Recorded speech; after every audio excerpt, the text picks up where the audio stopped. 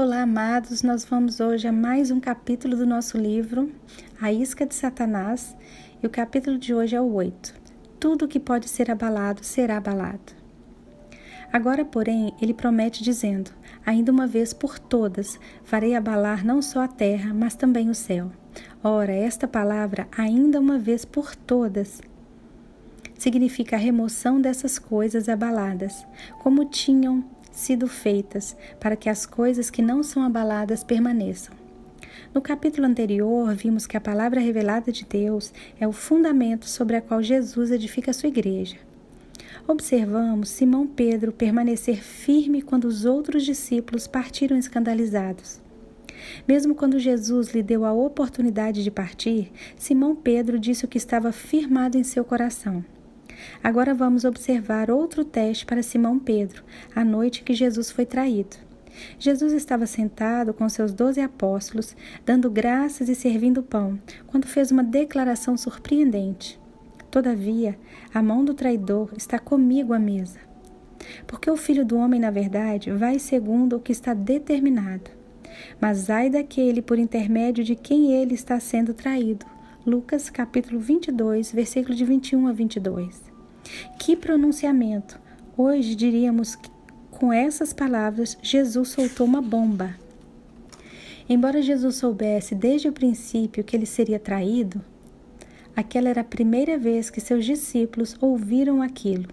Você pode imaginar o terrível sentimento que se espalhou por aquela sala quando ele disse que um deles, que havia estado com ele desde o princípio, um aliado próximo, iria traí-lo? O resultado foi que eles começaram a indagar entre si quem seria dentre eles o que estava para fazer isso. Eles estavam estupefatos pelo choque de saber que um deles seria capaz de cometer uma coisa tão terrível. Mas a motivação deles para tal investigação não era pura. Sabemos isso pela forma como a conversa deles terminou. O motivo deles para essa indagação era egoísta e cheio de orgulho. Veja o versículo seguinte das Escrituras, em Lucas capítulo 22, versículo 24. Suscitaram também entre si uma discussão sobre qual deles parecia ser o maior. Imagine isto, Jesus disse a eles que estava para ser entregue aos chefes dos sacerdotes, para ser condenado à morte e levado aos romanos para ser ridicularizado, escarnecido e morto. Aquele que faria isso estava sentado com ele à mesa. Os discípulos questionaram quem era e aquilo terminou em uma discussão, quase como filhos discutindo por causa de uma herança. Não houve preocupação por Jesus, mas uma corrida por poder e posição. Que egoísmo inimaginável! Se eu estivesse na posição de Jesus, talvez perguntasse se eles tinham ouvido o que eu havia dito ou se eles ao menos se importavam. Vemos a partir desse incidente um exemplo de como o mestre andava em amor e paciência. A maioria de nós, se estivesse no lugar de Jesus, teria dito: todos vocês saiam, estou em meu momento de maior necessidade e vocês estão pensando em si mesmos? Que oportunidade para ficar ofendido! Podemos quase imaginar quem iniciou a discussão entre os discípulos.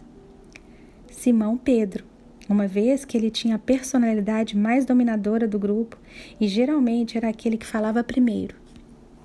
Provavelmente ele rapidamente lembrou aos outros como havia sido o único a andar sobre as águas. Ou talvez ele tenha refrescado a memória deles sobre o fato de que havia tido a primeira revelação de quem Jesus realmente era. Então ele pôde ter mencionado novamente a sua experiência no Monte da Transfiguração, com Jesus, Moisés e Elias. Pedro estava bastante confiante de que ele era o maior dos 12.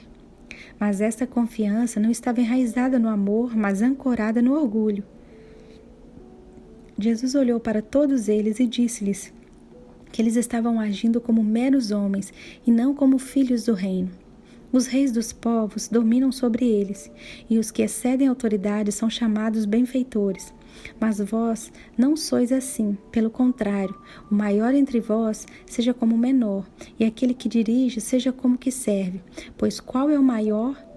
Quem está à mesa ou quem serve? Porventura não é que está à mesa? Pois no meio de vós eu sou como quem serve. Lucas capítulo 22, versículo 26, 25 a 27.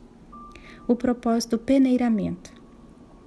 Embora Simão Pedro tivesse recebido muitas revelações de quem Jesus era, ainda não estava andando no caráter e na humildade de Cristo.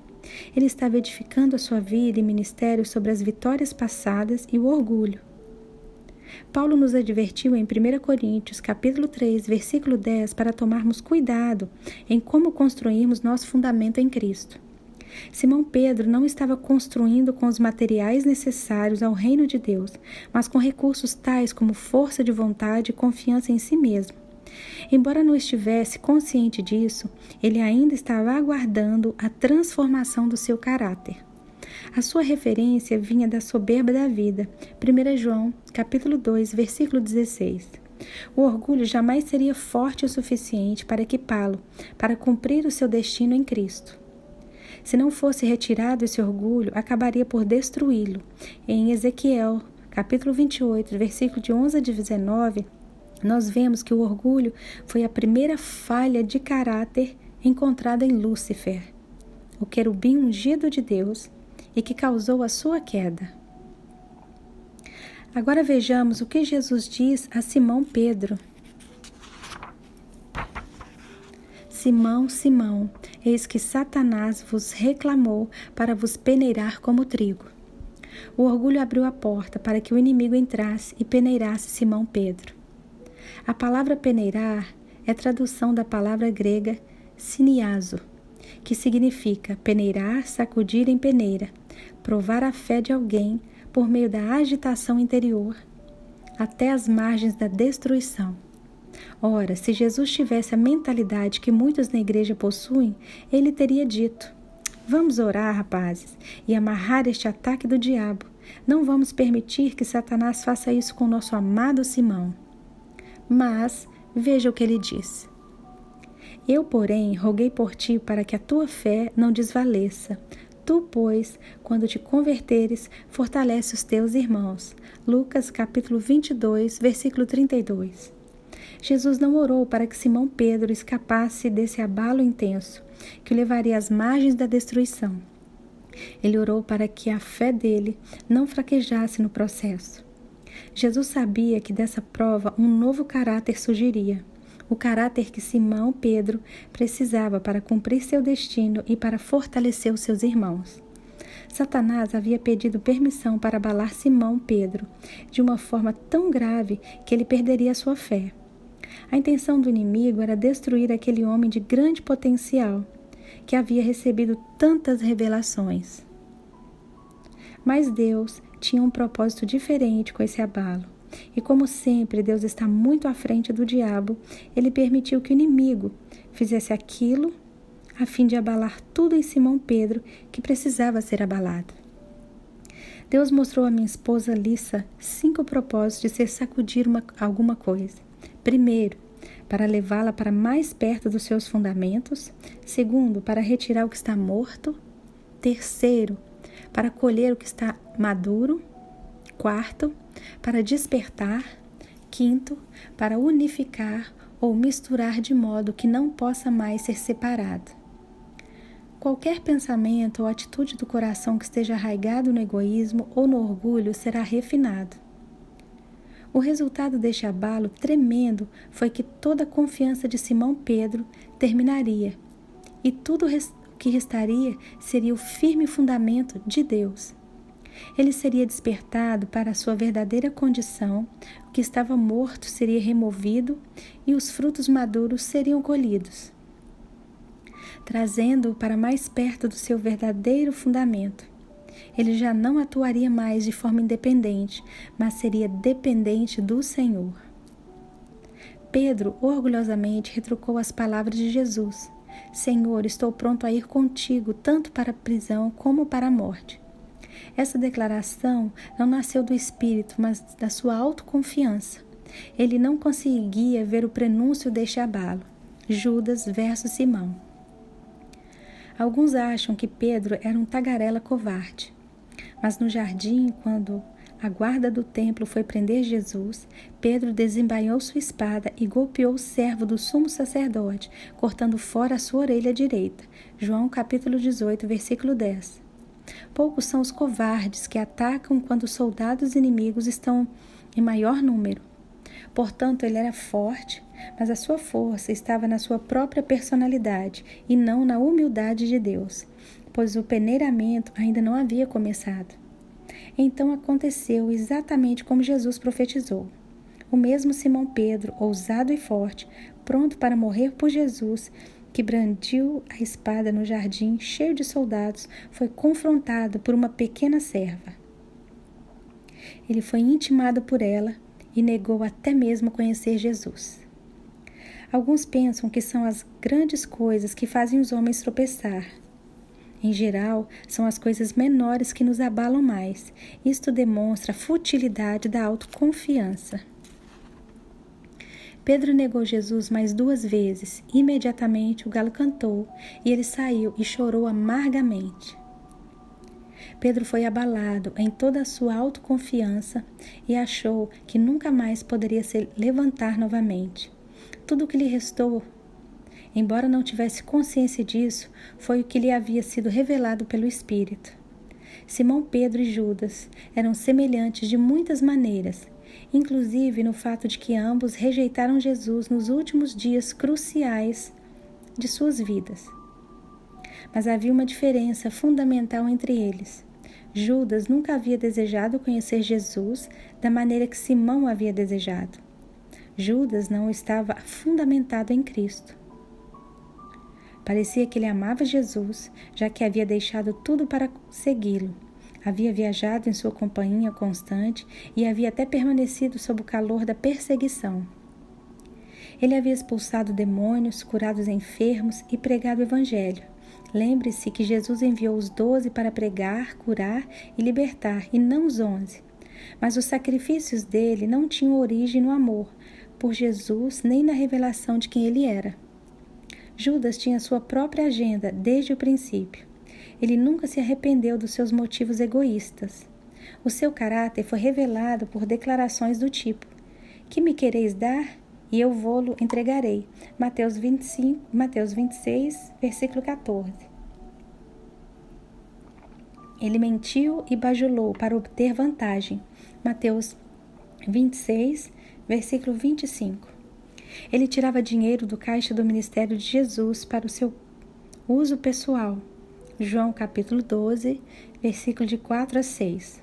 E a lista continua. Ele nunca conheceu o Senhor, embora tenha passado 3 anos e meio em sua companhia. Ambos lamentavam o que havia feito, mas Judas não tinha o fundamento que Pedro tinha. Por nunca ter tido fome por conhecer Jesus, Jesus não lhe foi revelado. Se Judas tivesse uma revelação de Jesus, ele nunca poderia tê-lo traído. Quando uma tempestade forte atacou sua vida, tudo foi abalado e soprado para longe. Veja o que aconteceu. Então Judas, o que o traiu, vendo que Jesus fora condenado, tocado de remorso, devolveu as 30 moedas de prata aos principais sacerdotes e aos anciões, dizendo: "Pequei, traindo sangue inocente." Eles, porém, responderam: "Que nos importa? Isto é contigo." Então Judas, atirando para o santuário as moedas de prata, retirou-se e foi enforcar-se. Mateus, capítulo 27, versículos de 3 a 5.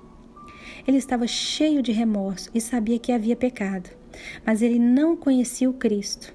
Ele não tinha entendimento da magnitude daquele a quem havia traído. Ele apenas disse: "Traí sangue inocente." Se ele conhecesse o Cristo como Simão Pedro conhecia, ele teria voltado para ele e se arrependido, conhecendo a bondade do Senhor. Cometer suicídio foi outro ato de quem vive independente da graça de Deus. O abalo revelou que Judas não tinha fundamento, mesmo depois de seguir o Mestre por 3 anos. Inúmeros convertidos fizeram oração de arrependimento, frequentaram a igreja e se tornaram ativos na obra e estudaram suas Bíblias. Tudo isso, porém, é feito sem uma revelação de quem Jesus realmente é.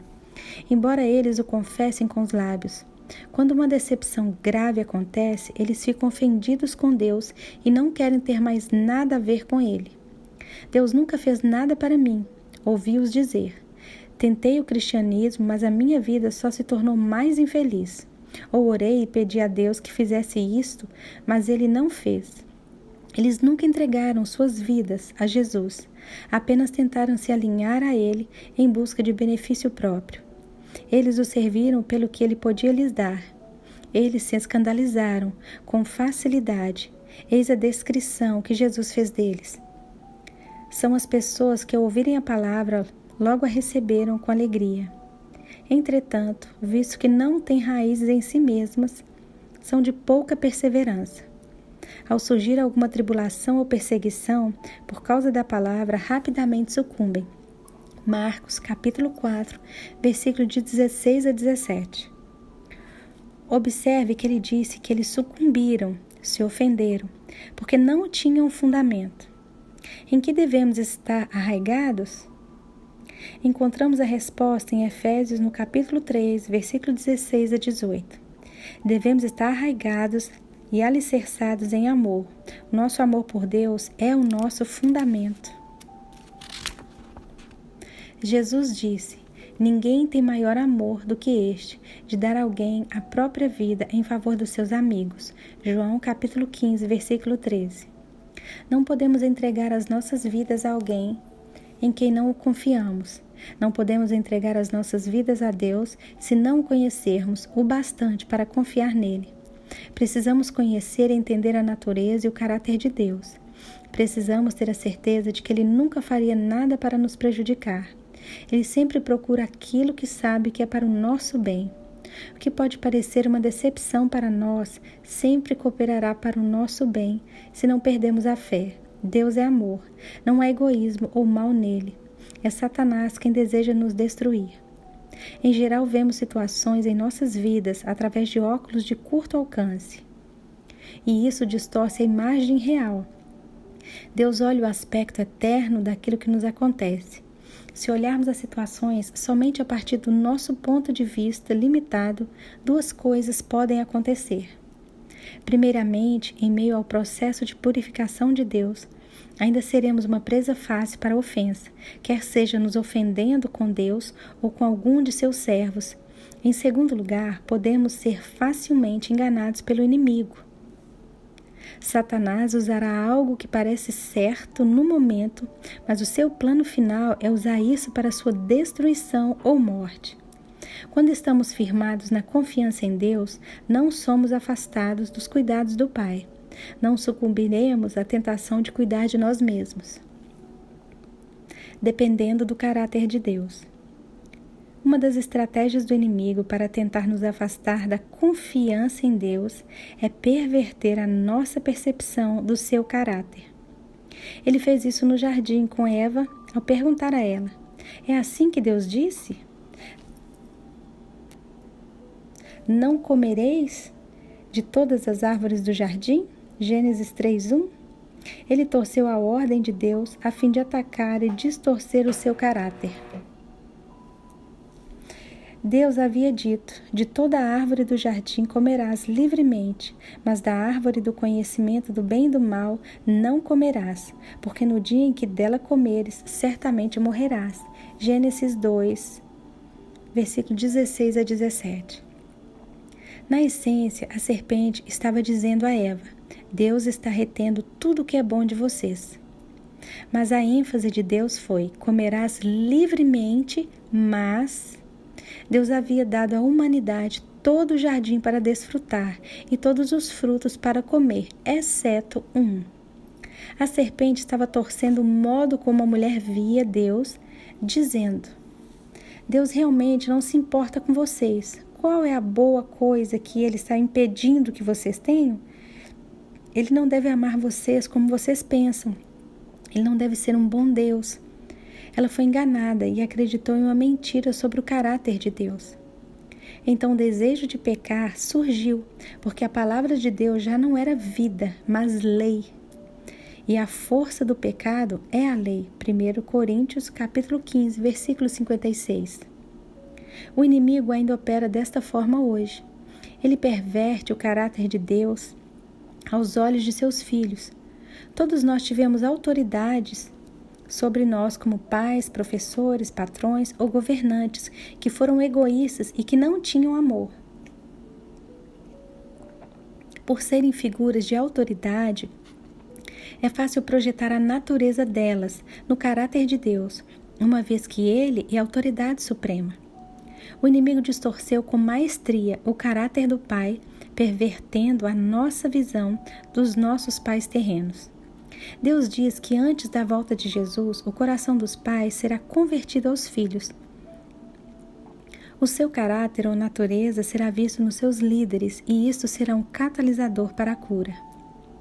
Quando sabe que Deus jamais faria nada para ferir ou destruir você e que tudo que Ele faça ou não faça na sua vida é buscando o seu melhor, você se entregará livremente a Ele. Você entregará a sua vida com alegria ao Mestre. Se você se entregou inteiramente a Jesus e está entregue aos seus cuidados, não pode se ferir ou escandalizar, porque você já não pertence a si mesmo. Aqueles que estão feridos e decepcionados são aqueles que foram a Jesus pelo que Ele pode fazer por eles, e não por causa de quem Ele é. Quando temos essa atitude, nos decepcionamos facilmente. O ego faz com que tenhamos visão curta. Somos incapazes de ver as nossas circunstâncias imediatas pelos olhos da fé.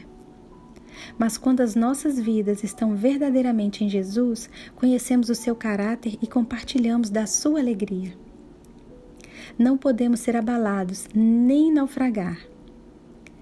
É fácil nos escandalizarmos quando julgamos de acordo com as nossas circunstâncias ou ambientes naturais. Isso não é ver pelos olhos do Espírito. Em geral, Deus não me responde da maneira e no tempo que sinto que é absolutamente necessário. Mas quando eu olho para trás, para cada situação, hoje eu entendo e posso ver a sua sabedoria. Às vezes os nossos filhos não entendem os nossos métodos ou a lógica que há por trás do treinamento que lhe damos. Tentamos dar explicações aos filhos mais velhos para que eles possam se beneficiar da sabedoria. Mas eles podem não entender ou concordar por causa da sua imaturidade. Mais tarde na vida, eles entenderão. Ou talvez o motivo seja para testar a obediência, o amor e a maturidade deles. O mesmo acontece com nosso Pai no céu. Nessas situações, a fé diz: confio em ti mesmo, que eu não entenda, mesmo que eu não entenda. Em Hebreus, no capítulo 11, de versículos de 35 a 39, encontramos o registro daqueles que nunca viram o cumprimento de suas promessas dadas por Deus e que ainda assim nunca vacilaram. Alguns foram torturados, não aceitando o seu resgate, para obterem superior ressurreição. Outros, por sua vez, passaram pela prova de escárnios e açoites, sim, até de algemas e prisões. Foram apedrejados, provados, cerrados pelo meio, mortos a fio de espada. Andaram peregrinos, vestidos de peles de ovelhas e de cabras, necessitados, afligidos e maltratados, homens dos quais o mundo não era digno. Errantes pelos desertos, pelos montes, pelas covas, pelos antros da terra. Ora, todos estes que obtiveram bom testemunho por sua fé, não obtiveram, contudo, a concretização da promessa. Mas eles decidiram que Deus era tudo o que queriam, independente do preço. Eles creram nele mesmo quando morreram, sem ver as promessas cumpridas, e não ficaram ofendidos. Somos arraigados e alicerçados quando temos este amor e confiança intensos em Deus. Nenhuma tempestade, independente do quanto possa ser intensa, jamais pode nos abalar. Isto não vem da força de vontade ou da personalidade. É um dom da graça a todos que colocam a sua confiança em Deus, jogando fora toda a confiança em si mesmo. Mas para entregar-se inteiramente, você precisa conhecer aquele que sustenta a sua vida. A graça é dada aos humildes. Simão Pedro não podia mais se gabar de ser grande. Ele havia perdido a sua confiança natural e viu claramente a futilidade da sua força de vontade. Ele havia sido humilhado. Por isso, agora era o candidato perfeito para a graça de Deus. Deus dá a sua graça aos humildes. A humildade é um pré-requisito. Aquela foi uma lição forjada na consciência de Pedro, como ele escreveu em sua epístola. Cingi-vos todos de humildade, porque Deus resiste aos soberbos, contudo aos humildes concede a sua graça. 1 Pedro, capítulo 5, versículo 5. Pedro havia sido abalado a ponto de chegar à beira da desistência. Sabemos disso pela mensagem que um anjo do Senhor deu a Maria Madalena no túmulo. Mas ide, dizei a seus discípulos e a Pedro que ele vai adiante de vós para a Galileia. Lá o vereis, como ele vos disse. Marcos capítulo 16, versículo 7. O anjo precisou mencionar o nome de Pedro. Ele estava a ponto de naufragar na fé, mas Deus ainda tinha estabelecido um fundamento nele. Ele não seria removido pelo abalo, mas fortalecido. Jesus não apenas perdoou Pedro, como também o restaurou. Aquele que havia sido abalado agora estava pronto para se tornar uma das figuras centrais da igreja. Ele corajosamente proclamou a ressurreição de Cristo, exatamente diante daqueles que eram responsáveis pela sua crucificação.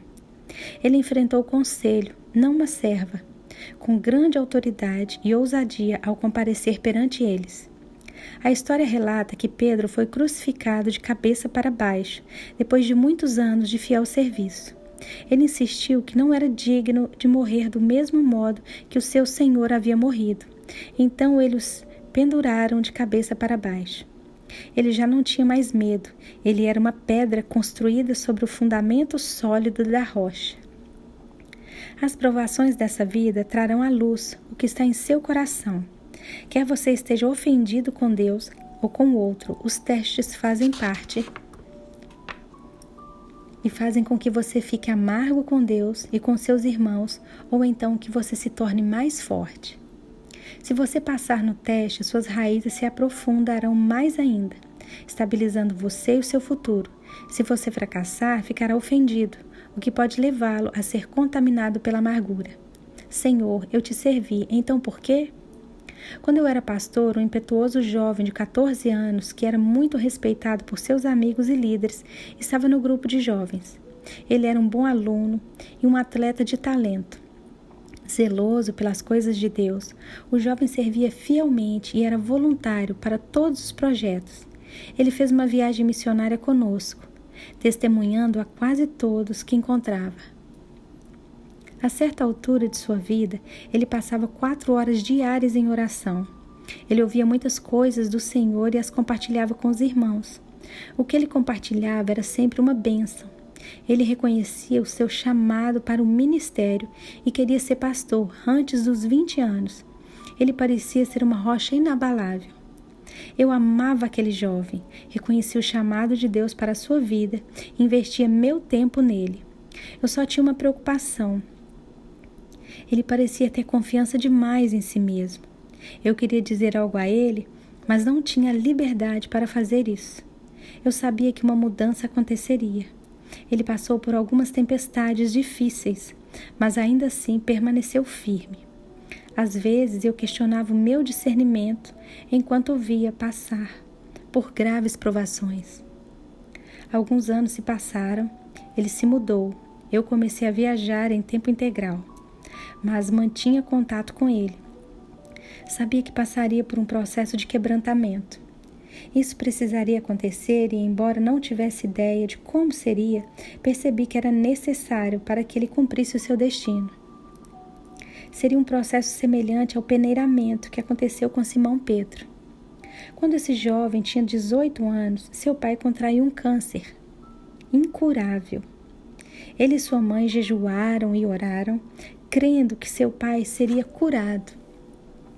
Outras pessoas se uniram a eles, apenas alguns meses antes de seu pai haver entregado sua vida ao senhorio de Jesus. O estado de seu pai piorou. ele estava ministrando em outra cidade no Alabama, quando a minha esposa me telefonou, encorajando-me a ligar para o jovem. Falei com ele e pude ver que ele precisava de alguém que o encorajasse. Dirigi durante toda aquela noite depois de meu último culto, chegando à sua casa às 4 da manhã. O estado de seu pai estava tão grave que os médicos haviam lhe dado apenas alguns dias de vida. Ele não podia sequer se comunicar. O jovem estava confiante de que seu pai se levantaria curado. Ministrei a família e parti várias horas depois. Na manhã seguinte, recebemos um telefonema dizendo que as coisas haviam mudado para pior. Lissa e eu oramos imediatamente. Quando fizemos isso, Deus deu a minha esposa uma visão de Jesus de pé ao lado da cama daquele homem, pronto para levá-lo para casa. 30 minutos depois, o jovem telefonou e nos disse que seu pai havia falecido. Ele parecia ser o mesmo jovem forte, mas aquele era apenas o começo. Naquela noite, ele ligou para alguns de seus amigos mais chegados para dizer que seu pai havia morrido. Quando eles atenderam ao telefonema, estavam chorando. Ele se perguntou como eles já sabiam da notícia, mas eles não sabiam. Eles estavam chorando porque um de seus melhores amigos havia acabado de falecer em um acidente. Em um dia, ele havia perdido seu pai e um amigo muito querido. O abalo havia começado. Ele ficou confuso, frustrado e chocado. A presença de Deus parecia tê-lo abandonado. Um mês depois, dirigindo para casa, o jovem se deparou com um acidente que havia acabado de ocorrer. Ele possuía treinamento médico em emergências e parou. Todas as pessoas em ambos os carros eram amigos próximos dele. 2 morreram em seus braços enquanto ele tentava ajudá-los. Meu jovem amigo havia chegado ao seu limite. Ele passou 3 horas na floresta orando e clamando a Deus. Onde está você? Você disse que seria o meu consolador. Eu não tenho nenhum consolo. Parecia que Deus havia lhe virado as costas. Mas aquela, de fato, era a primeira vez que a sua própria força havia faltado. Ele ficou zangado com Deus, porque ele havia permitido aquilo. Ele não estava zangado com seu pastor, com a sua família ou comigo. A sua ofensa era com Deus. Ele ficou consumido pela frustração. Deus havia falhado com ele nesta hora de grande necessidade. Senhor, eu te servi e deixei muitas coisas para te seguir. Ele orou, agora tu me abandonaste? Ele acreditava que Deus lhe devia algo, pois havia aberto mão de muitas coisas para servi-lo. Muitas pessoas passaram por dores e decepções, piores que essas, enquanto outras passaram por provações menos extremas.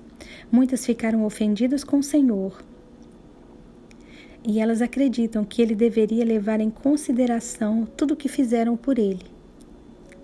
Elas estão servindo a Deus pelos motivos errados. Não devemos servir ao Senhor pelo que Ele pode fazer, mas sim por quem Ele é e pelo que Ele já fez por nós. Aqueles que se ofendem não entendem plenamente que grande dívida Ele já pagou, para que elas sejam livres. Elas se esqueceram de que tipo de morte elas foram libertas. Elas veem com olhos naturais em vez de verem com olhos eternos. Aquele jovem parou de ir à igreja e começou a andar com a turma errada, a frequentar bares e festas.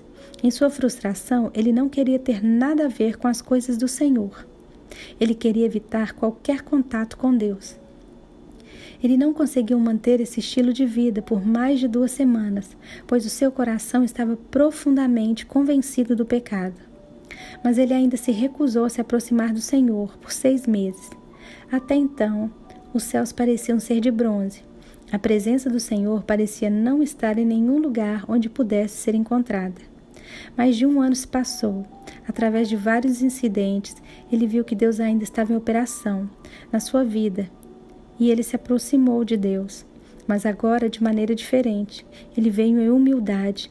Depois que esse tempo de prova terminou, o Senhor mostrou a ele como jamais o havia abandonado. Quando a sua caminhada espiritual foi restaurada, ele aprendeu a colocar a sua confiança na graça de Deus e não na sua própria força. Eu me mantinha em contato com ele. 1 ano e meio mais tarde, ele me contou coisas que haviam visto em si mesmo que nunca soube que existiam. Eu era um homem sem caráter e sem profundidade em meus relacionamentos. Fui criado por meu pai para ser forte por fora, um homem que venceu por esforço próprio. Eu jamais poderia crescer do modo como Deus queria. Sou grato pelo Senhor não ter me deixado naquele estado. Mas o que mais feriu meu coração não foi andar pelos bares bebendo, foi o fato de ter virado as costas para o Espírito Santo. Eu o amo tanto, minha comunhão com ele nunca foi tão doce quanto é agora. Sua vida foi abalada de várias formas. Sua autoconfiança foi eliminada, mas aquele jovem tinha o fundamento que Simão Pedro tinha, e ele não podia ser retirado. Agora, em vez de edificar sua vida e seu ministério, através do orgulho, ele os está construindo através da graça de Deus. As ofensas revelaram a fraqueza e os pontos frágeis de nossas vidas. Em geral, um ponto em que pensamos que somos fortes é a área da nossa fraqueza oculta. Ela permanecerá escondida até que uma poderosa tempestade arranque aquilo que a cobre. O apóstolo Paulo escreveu: porque nós é que somos a circuncisão, nós que adoramos a Deus no Espírito e nos gloriamos em Cristo Jesus e não confiamos na carne. Filipenses capítulo 3, versículo 3. Não podemos fazer nada que tenha valor eterno na nossa própria capacidade. É fácil dizer isto, mas ter esta verdade profundamente arraigada em nós é outra coisa. Amém?